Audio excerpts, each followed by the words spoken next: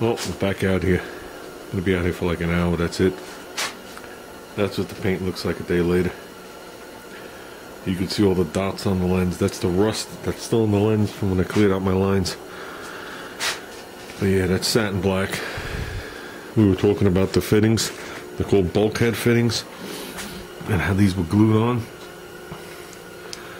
I just went to the store and bought new ones. Well, I bought one because I wasn't 100% sure what I had. I know that this was a slip-in glue. These came both ways with threads. See, it says threads. It was threaded on both sides of gluing. So, I'm not going to use this type of union again. The way they did it was they had another union here, then a flexible hose that went into the sump. But over the years, that flexible hose hardened like a rock. So what I want to do is I want to redo this, okay, and coming off it I'm going to put a little nipple like they have, and then I'm going to do an elbow.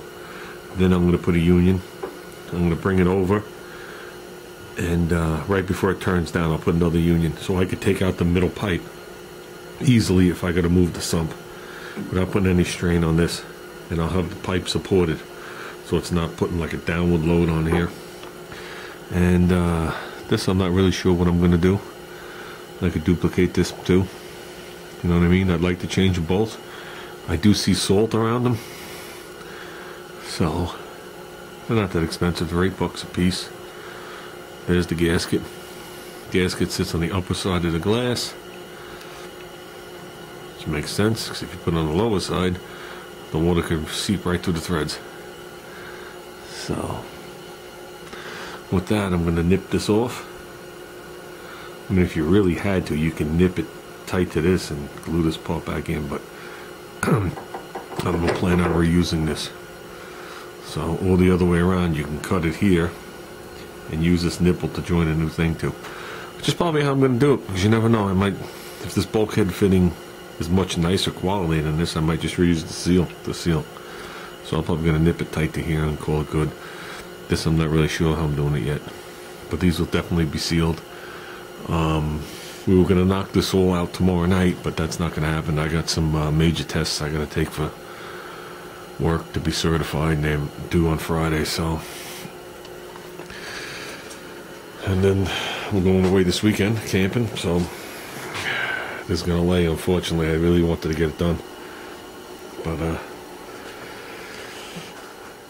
let's cut this and see what we got. Okay, we can handle this. This is a 1-inch bulkhead fitting. No threads, glue pipe. So all they did was run a 1-inch pipe to this elbow. This elbow's threaded on the other side, whatever size that is. Tells me all that on there. It's a 1 inch on this side, 3/4 on this side. I screw this gizmo back off.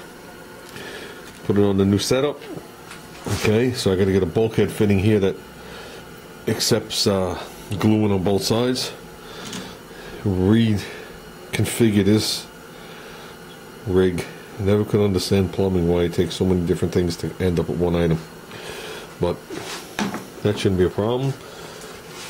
The other one, they ran a piece of 1 inch sticking up, and that's how the other pipe pressed on, remember? This is the return, so there's no pressure. And then out the bottom, they ran a 1 inch again. Both of these are gluing.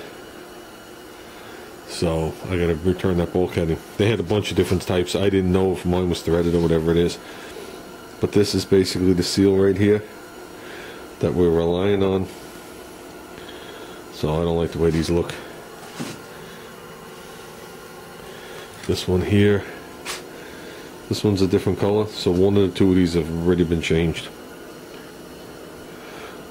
This one right here has got the flat nut on it with a black seal, which is pretty much what I just bought, so it must be the same brand. So this one's got the black seal and the flat nut. This one's got the clear seal and that weird looking nut. I'm not going to call it a castellated nut because it definitely isn't. So some of this will be the same, some of it's going to be redesigned because of the way I'm going to reposition the sump tank underneath. I want to be able to take that. See this one right here, this pressure hose goes to a flexible hose with a clamp around it, goes down, and inside the sump is just like a sump pump, almost like a pond. So this just has to be a flexible piece of hose, which was this, which I'm obviously going to replace. And they had a valve here to restrict it down, to cut off the flow, slow down the flow, which they had it open like an eighth of the way, quarter of the way. The other one here, the line sitting in the car, it was flexible at one point. It isn't flexible anymore. This I'm going to hard line, and I'm going to use 2 unions so I can pull the centerpiece out in case we got to move the sump. And I'm going to make sure that line's supported. I don't want it pulling down on the bulkhead all the time. Eventually that'll cause it to leak. So now I can finish cleaning in there. There are the 2 holes. So, and that's it. We can give that a cleaning. And that was my fear. My fear was, since it got loosened, would there be junk in between the seal and the bottom? And I think the answer is yes, there was. There was.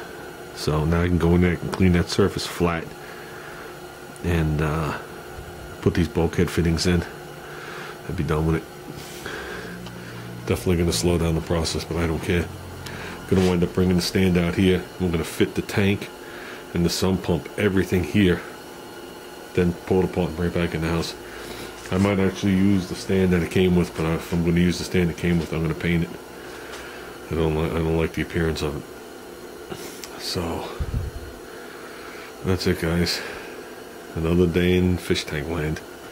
So, and tomorrow we have 45 pounds of live rock coming on top of the 100 pounds that came with this thing, because that was the only order we couldn't cancel. And I really didn't want to cancel because it's what they call Fiji premium rock, and the growth that's on, it's all different colors. It's actually pretty cool. So it's not going to look like that when we first put it in. It has to re-establish, but that'll definitely make the tank nice. We're going to definitely go up high with the rock, and we want to put passageways through it because we're looking to put an eel in here, so he needs a place to slither around and do all those weird things that he does. So, and that's it, guys. Have a good day.